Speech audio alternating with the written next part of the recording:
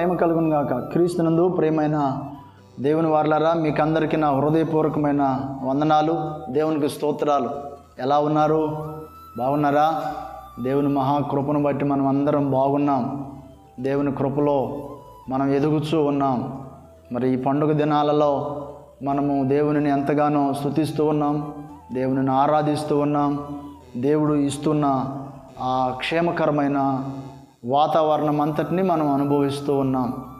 దేవునికి మహిమ. రండి చూద్దాం. ఈరోజు కూడా ఒక అద్భుతమైన వచనాన్ని చూసుకొని మనము కొద్ది నిమిషాలు ముందుకు వెళ్దాం. లూకాసు వర్తమానము 2వ అధ్యాయము 10వ వచనాన్ని మనం చదువుకోగలిగితే, అయితే ఆ దూత, భయపడకుడి, ఇదిగో ప్రజలందరికీ కలుగబోవు మహా సంతోషకరమైన సువర్తమానము నేను మీకు తెలియజేయుచున్నాను. దూత, దేవుని దూత గొర్రెల కాపర్లతో ప్రకటించబడుచున్న మాట.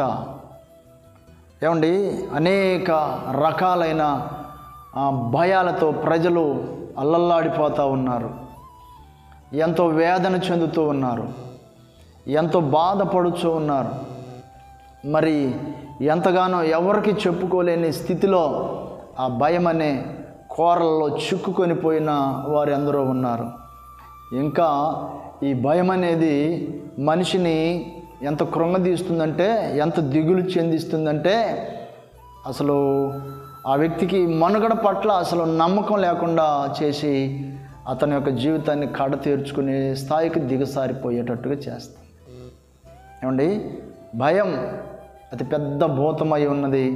ఇక నేను సాధించలేనేమో, నేను చేయలేనేమో, ఈ రోగం తగ్గదేమో, ఈ సమస్య కుదరదేమో, ఇది అనుకూలపరచబడదేమో, ఇవన్నీ భయానికి ముందుగా నడుస్తూ ఉంటాయి. తర్వాత భయపెట్టే పరిస్థితులు వస్తాయి. దూత అంటూ ఉన్నాడు, మీరు భయపడకండి, మీరు భయపడకండి. మీకు మీ భయాన్ని ఫుల్ స్టాప్ పెట్టగలిగిన ఒక వ్యక్తి భూమి మీదకి వచ్చి ఉన్నాడు. భయాన్ని ఒక్కసారి మీ దగ్గర నుండి తీసివేయటానికి భూమి మీదకి ఒక వ్యక్తి వచ్చి ఉన్నారు. ఒక అద్భుతమైన దైవ కుమారుడు వచ్చి ఉన్నారు. దైవ కుమారుడు వచ్చి ఉన్నారు. ఏమంటే అనేక సార్లు మనం నేర్చుకుంటూ ఉంటాం.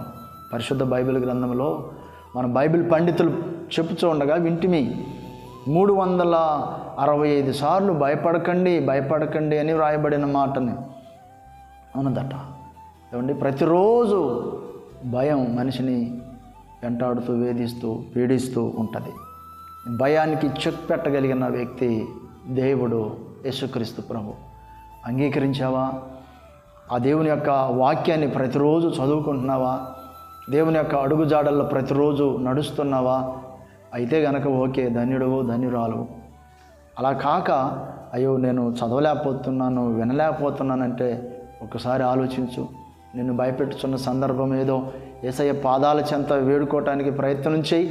ఆయన భూమి మీదకి వచ్చారు దేనికంటే? ఏదో మతాన్ని స్థాపించడానికో, ఏదో ప్రజలందరినీ మభ్యపెట్టడానికో, మరొకటి చేయటానికి కాదండి. ప్రజల్ని, భయపీడితులుగా ఉన్న ప్రజలని అక్కడ నుండి విడిపించటానికి ఆయన వచ్చారు. ఆయన నీ కొరకు వచ్చారు.